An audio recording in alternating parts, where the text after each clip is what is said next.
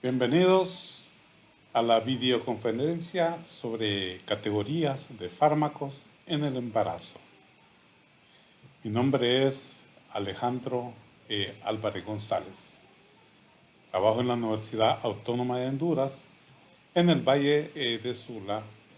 Esta clase va dirigida, o esta videoconferencia va dirigida a Farmacología 1 y a todas aquellas personas interesadas en el área de la medicina.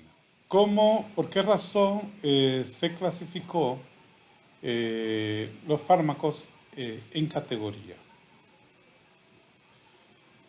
Existió un momento en que en Estados Unidos ocurrió un evento trágico en la que hubieron miles de niños recién nacidos afectados, muertos, por el uso de un fármaco que se le denominó talidomina. Talidomina que fue utilizado años antes de 1979, en esa fecha, pero vieron que un aumento increíble de las malformaciones teratogénicas en los niños, y entonces la Administración de Drogas y Alimentos, la FDA, hizo la investigación y demostraron que fue un medicamento. Es decir, que en común tenía que todos estaban utilizando para el vómito la talidomina. Como hoy en día se utiliza la metoclopramida, entonces en aquel entonces se utilizaba la talidomina. Pero en aquel entonces este fármaco fue un desastre, una complicación severa con todos estos niños. Por la razón, la FDA creó la clasificación de los fármacos en embarazo. Los clasificó en 5 grupos: categoría A, categoría B, categoría C, D y X. La categoría A es aquella persona, aquel extremo de fármaco donde se puede utilizar con confianza, ¿sí? Y la categoría X es el otro lado contrario, en la que no hay que administrarlo de ninguna forma, como por ejemplo la talidomida, en la que genera malformaciones congénitas casi a todos los niños, a todas las embarazadas, en sus productos, en el feto, y cuando nace pues salen con grandes alteraciones genéticas, ¿sí? Entonces, a partir de 1979, la FDA crearon estas categorías. ¿Cuáles son estas categorías? Bueno, vamos a comenzar con la categoría A. La categoría A es la más segura que hay. En el bloque del lado izquierdo está la seguridad y en el bloque del lado derecho está la descripción, ¿sí? La categoría A significa que existen estudios científicos suficientes y que han demostrado que no hay riesgos en el feto el utilizar este tipo de fármacos que están dentro de la categoría A, ¿sí? ¿Qué significa? ¿Cómo se describe? Estudios adecuados en embarazadas no han demostrado riesgos para el feto durante el primer trimestre y tampoco hay evidencia de riesgo en el resto del embarazo. Son remotas las posibilidades de daño fetal. Y ustedes dirán, bueno, entonces si son remotas, no, porque acuérdense que cuando se crea un fármaco, con los años y los años se va viendo otras complicaciones. Pero en ese momento no había los estudios en animales, los estudios en personas, pues demostraron que no había ninguna complicación con el utilizarlo en embarazada. Vamos a dar algunos ejemplos de estos fármacos de la categoría A. No los vamos a mencionar todos porque para eso tenemos que leer todo el pensum farmacológico, que son miles y miles de fármacos, y no vamos a terminar ni en el mes de mencionar todos los fármacos, ¿sí? pero sí vamos a mencionar algunos que se utilizan con más frecuencia. En embarazada, el ácido fólico, que es una vitamina, el hidróxido de aluminio, hidróxido de magnesio, que se utiliza para la acidez, bajar la acidez del estómago, el reflujo. El sulfato ferroso se utiliza para vitamina de hierro. Los complejos como el vitamina B1, B12, B6, la vitamina la vitamina C, perdón, que es para el sistema inmunológico. Y la última que vemos acá de ejemplo es la categoría A. La categoría A cabe en dos categorías. Depende, la vitamina de este fármaco va a depender de la dosis principalmente. Si damos a dosis normales, entonces entra a categoría A. Pero si estamos a dosis altas, estamos en categoría X. ¿Sí? Entonces, lo mejor es darla a dosis normales. ¿Sí?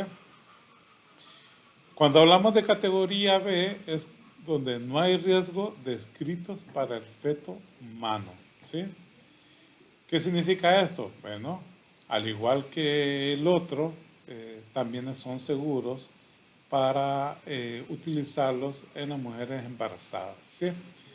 Estudios en animales no han demostrado riesgo teratogénico, es decir, están los ratones, están otros animalitos que se utilizan en laboratorio y que se les da estos medicamentos para ver la cría de ellos, para ver si salen sin efectos teratogénicos. No hay malformaciones congénitas ni de ningún tipo. ¿Sí? No hay estudios controlados, pero no hay estudios controlados en mujeres embarazadas y por eso cae en categoría B. O bien los estudios en animales han mostrado efectos secundarios no confirmados en mujeres embarazadas. Por lo tanto, generalmente se aceptan de uso de estos medicamentos para las mujeres embarazadas. ¿Sí? Los podemos utilizar con confianza estos fármacos. Veamos algunos ejemplos, como por ejemplo la amoxicilina pura, que es un antibiótico para bacterias, pero como se ha creado varias resistencias, entonces ahora se combina con ácido clavulónico. Y entonces aquellos que eran resistentes a las penicilinas, entonces, o los derivados de la penicilina, como la amoxicilina pura, entonces el ácido clavulónico ya no lo hace resistente. La ampicilina también es otro fármaco que se puede dar con confianza en estas mujeres embarazadas. ¿Sí?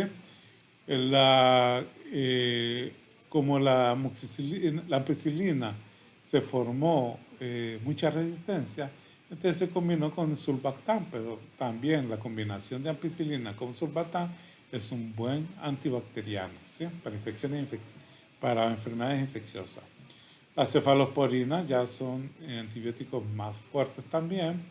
La cimetidina, que es para la acidez del estómago, para reflujo, la gastritis. La eritromicina es otro antibiótico en la que hay alergia a la amoxicilina, alergia a las penicilinas, se puede dar entonces eritromicina. La clindamicina es otro antibiótico que se utiliza a bacterias que la amoxicilina o la cefalosporina no actúan sobre ellos, ¿sabes? Los gram negativos. El clotrimazol, que es para los hongos, ¿sí? Se puede dar en óvulos vaginales, en crema vaginal, igual el metronidazol, óvulos y cremas vaginales. La nitrofurantoína es un medicamento que se da en infecciones urinarias, principalmente en aquellas que son resistentes a los medicamentos mencionados anteriormente. La insulina también es categoría B, es para el azúcar, para las personas diabéticas de tipo 1. La ranitidina también es para la acidez, la gastritis, dimedrinato para las alergias, al igual la cetiricina, los antihistamínicos, el ketoprofeno, que es un analgésico muy bueno, pero hay diferentes tipos de generación, llega hasta la tercera generación. La primera generación y segunda generación son categoría B, pero categoría D, la tercera generación. Entonces, estos medicamentos se pueden dar fácilmente a una mujer embarazada. Les digo que no son los únicos medicamentos. Podemos ver, ustedes pueden revisar los libros de farmacología y vean ahí el uso en el embarazo y ahí le van a salir las categorías. Acá solo estamos dando un ejemplo porque hay poquito tiempo lo que tenemos en esta hora de transmisión, ¿sí? También tenemos la categoría C. La categoría C ya es en medio de los 5, ¿sí? Es el tercer lugar. No se puede descartarse riesgo fetal. Oigan, no se puede descartar. Entonces hay la posibilidad de que pueda existir. ¿Por qué? Porque no hay estudios en embarazadas. No han habido estudios en embarazadas, en mujeres embarazadas. ¿Qué pasa con los estudios sobre los animales? Han mostrado efectos secundarios fetales, como teratogenos, embriocidas o otros sin que existan estudios controlados en mujeres gestantes. O no se dispone de estudios en animales ni en mujeres.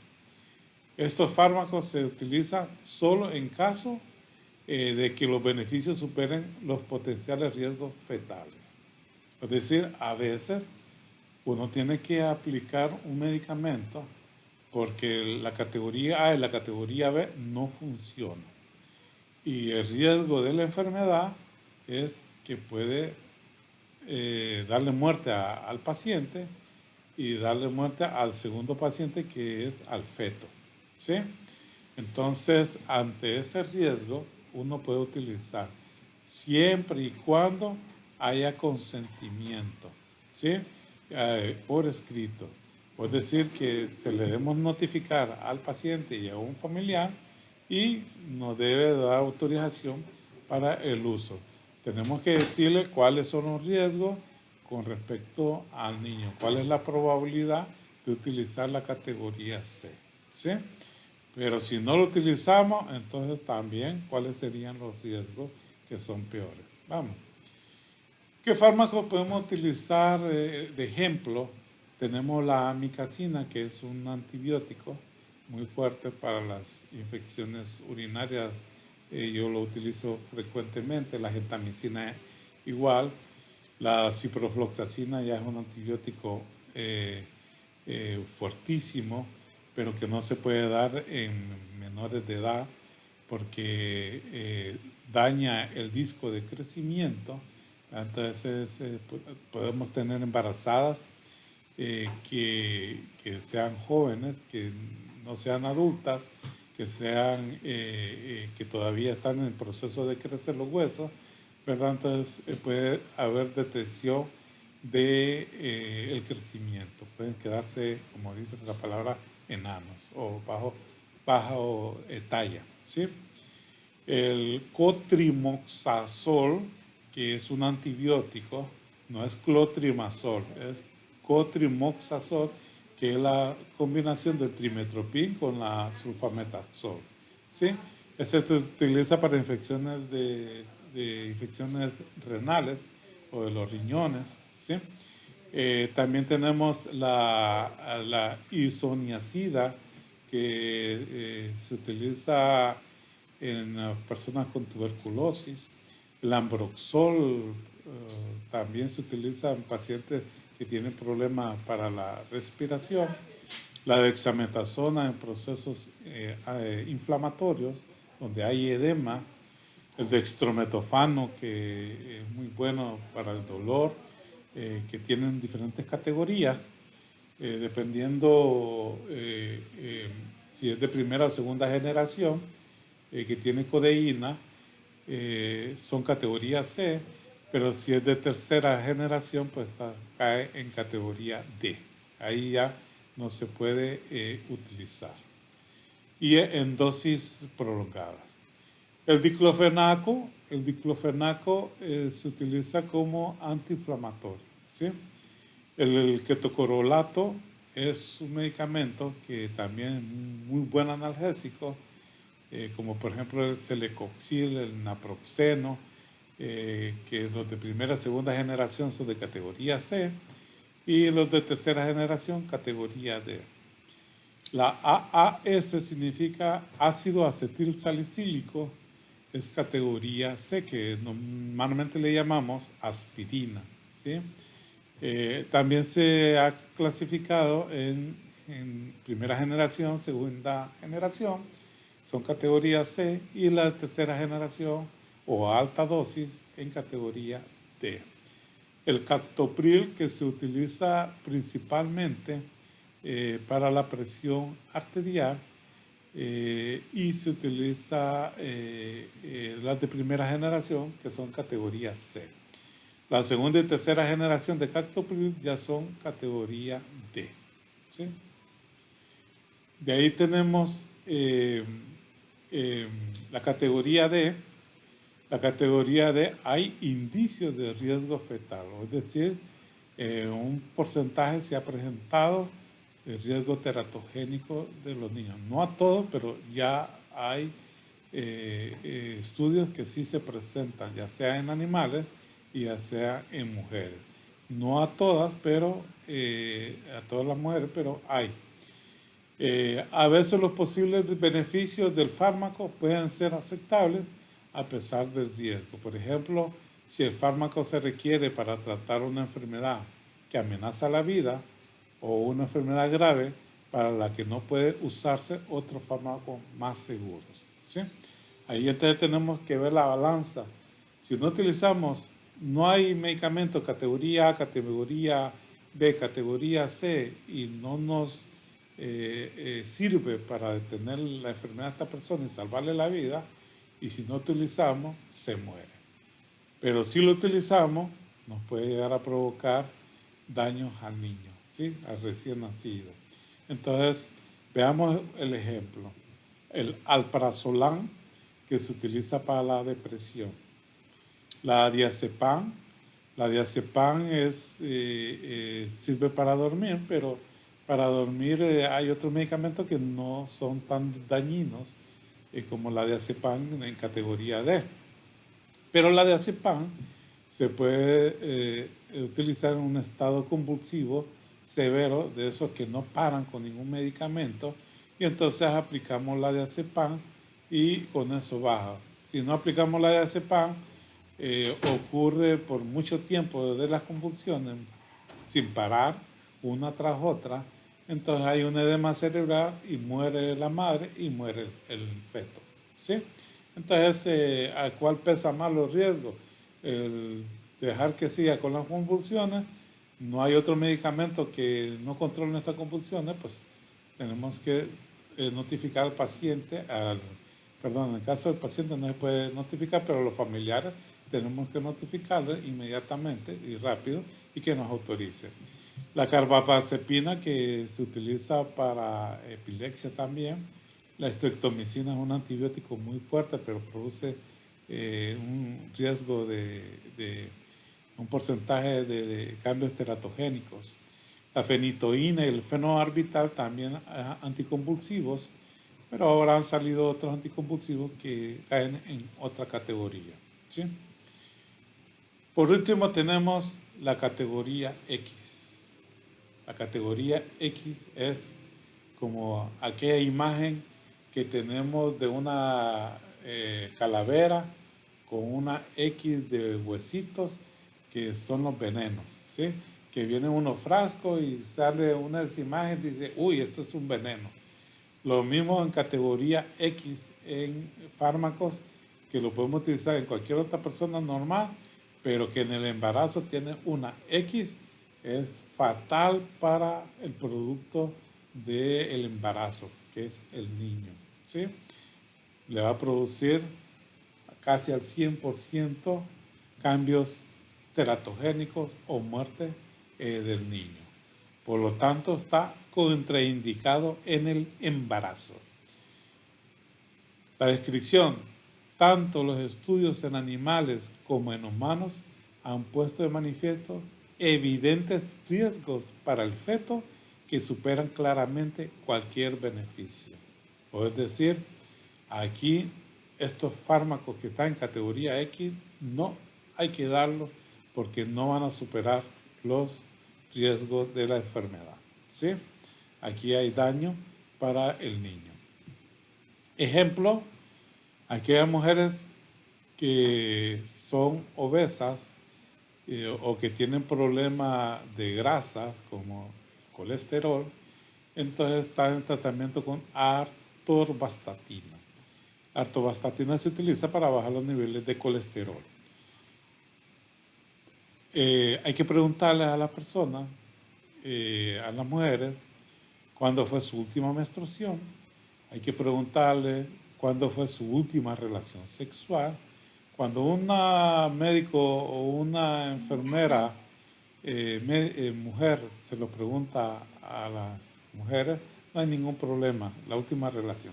Pero cuando un médico varón o un enfermero varón lo pregunta, ya como que estamos invadiendo la intimidad sexual y como que ellos piensan que algo queremos. No, primero expliquémosle la razón por qué se le va a preguntar la última relación sexual. Porque ahí la última fecha de menstruación para establecer el riesgo de un probable embarazo, aunque no tenga ningún síntoma, aunque ella no tenga ni idea de que está embarazada, ¿sí? Aunque no tenga ni algún examen que se haya hecho, pero ya hay una probabilidad establecer que usa una relación sexual en su periodo fértil. Entonces, en su etapa fértil de una menstruación, entre otra menstruación, entonces no hay que dar categoría X y decirle que no puede utilizar algunos medicamentos porque pueden dañarle a su niño, ¿sí? Entonces de repente ya esta mujer estaba tomando, sale embarazada y entonces hay que preguntarle en la primera consulta a la mujer embarazada si está tomando estos medicamentos. Y si está tomando estos medicamentos, hay que pararlos inmediatamente, hay que quitarlos. Es cierto, ya va a haber un riesgo, ¿sí? Pero es un riesgo menor, ¿sí? Aunque es muy poco, pero hay que ponerlo en el antecedente que salió embarazada tomando atorvastatina porque ya se justifica que esos cambios teratogénicos no es por algún fármaco que nosotros le aplicamos cuando llegó a controles de embarazo, ¿sí? Clomifeno también es otro medicamento que no lo podemos dar, los anticonceptivos orales combinados, las hormonoterapias de reemplazo, como los que están ahí, la desegestrel, tiene el estradiol, ¿sí? La dismidroergotamina, la isotionina, la warfarina que se utiliza como anticoagulante, y aquí también tenemos la vitamina A alta dosis, es categoría X. Estos son algunos ejemplos. No estamos hablando que solo estos medicamentos son categoría X. Tenemos que ver los libros de farmacología. Es cierto, no podemos aprendernos todos los miles de nombres comerciales de los fármacos, porque en el mercado existe una comercialización de nombres genéricos, pero tenemos que buscar los laboratorios de mejor calidad y eficacia, aprendernos el nombre genérico y el nombre comercial y aprendernos la categoría, ¿sí? Y tenemos que sacar entonces un número de fármacos que más utilizamos en las embarazadas para que podamos no cometer el error de recetarle un medicamento que sea categoría X, ¿sí? Bueno, con esto termino la exposición Si tienen alguna pregunta, pues estoy con la idea de contestar todo lo que ustedes tengan dudas. Muchas gracias y comencemos con el periodo de preguntas y respuestas. Doctor, una consulta, ¿hay algún, no sé, algún cuadro, algo en lo cual uno pueda clasificar estas categorías? No, ahí está en el... ahorita con el estudio que ustedes están, tienen que sacar las categorías, ¿sí? Está el PLM, están los libros de farmacología. Todos los libros de farmacología, usted vaya hacia el medicamento y ahí le salen las categorías.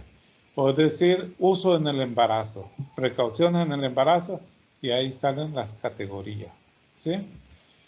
Puede decirle la categoría o puede decirle la descripción de la categoría. Pero al decirle la descripción, usted sabe, categoría A, categoría B, C, D o X, ¿sí?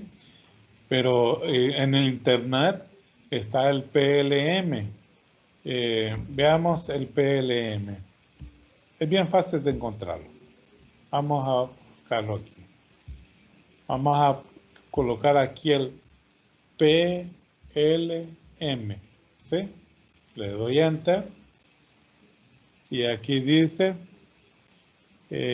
vamos a ver, abajo. No es este, ¿sí? Este es de otra compañía. Hay que tener mucho cuidado con qué abrimos. Aquí dice medicamentosplm.com. Este es el verdadero, ¿sí? Y aquí entonces ustedes buscan el medicamento. El PLM es un libro grueso que daban los laboratorios farmacológicos que le iban a vender. Ahí están todos los laboratorios, ahí están todos los medicamentos y que antes los médicos andaban buscando porque es el laboratorio que distribuía en ese año, querían uno porque ahí estaba toda la documentación del libro. ¿Sí? Veamos, está la clasificación, la CIE-10, la clasificación de enfermedades, los laboratorios, la sustancia química, ¿sí? La genérica, y el medicamento o sustancia comercial, ¿sí? Veamos esta de aquí.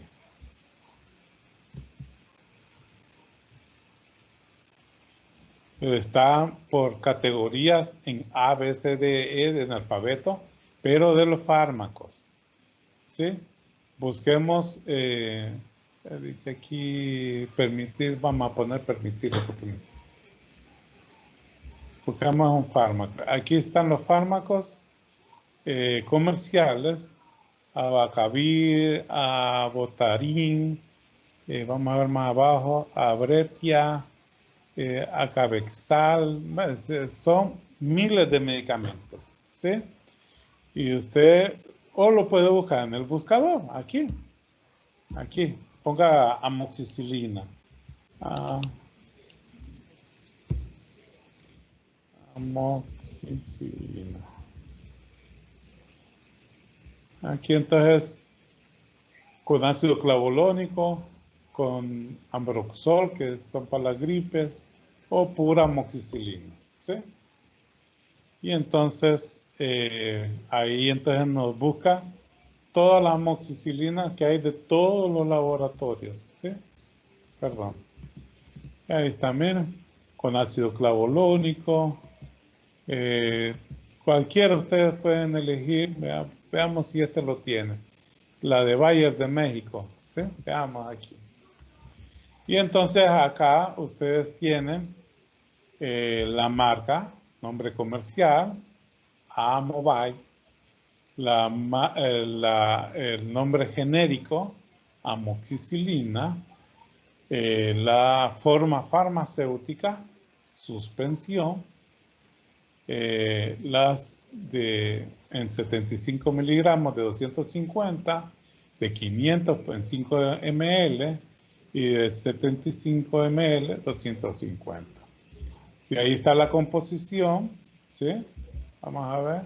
indicaciones, propiedades farmacéuticas, contraindicaciones, restricciones y uso durante el embarazo. Y aquí está, ¿bien?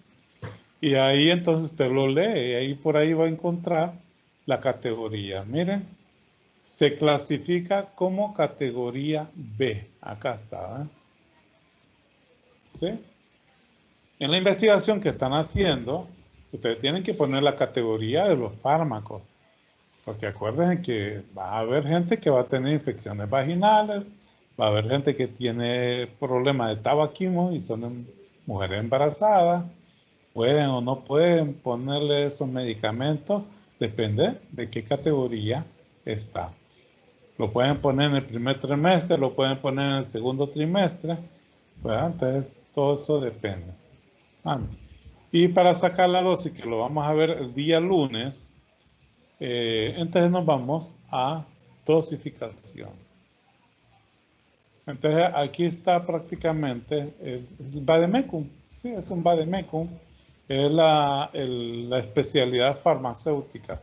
A esto se le llama especialidad farmacéutica. El prospectivo, la información científica que trae estos medicamentos de cada uno según el laboratorio y que está también en los libros de farmacología. ¿Sí? Lo mejor es buscarlo a nivel de farmacología, los libros de fármaco, pues en el caso de que no haya libros de fármaco, pues el PLML es un buen instrumento, que lo tenemos a mano gratuitamente, ¿sí? Cualquier medicamento que ustedes quieran recetar, ustedes van a trabajar el Seguro Social, ustedes tienen que solicitar el listado de los medicamentos que ellos manejan a diario. Y entonces buscan las categorías y a la par le ponen categoría A, categoría B, categoría A, categoría X, ya sabe que en embarazada no lo tienen que utilizar, ¿sí?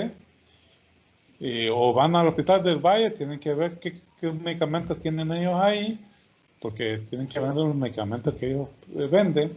O otro hospital catarino, tienen que ver los medicamentos que ellos dan ahí que tienen y los que no tienen. Y los que ustedes van a recetar en su privada, también tienen que ver las categorías. ¿Sí? Bien, bueno, hay que aprenderse todo esto. No significa que nos vamos a aprender esos miles y miles de medicamentos. Tenemos que tener un arsenal de medicamentos que son de mayor frecuencia. ¿Sí? Porque es imposible que nos aprendamos tanta información. Pero está en el PLM que en cuestiones de segundos lo colocamos, ponemos el buscador y ya prácticamente lo encontramos. ¿Sí? Solo tiene que ustedes saber, miren las indicaciones. Vamos a ver acá para qué se utiliza la amoxicilina. Tratamiento de infecciones.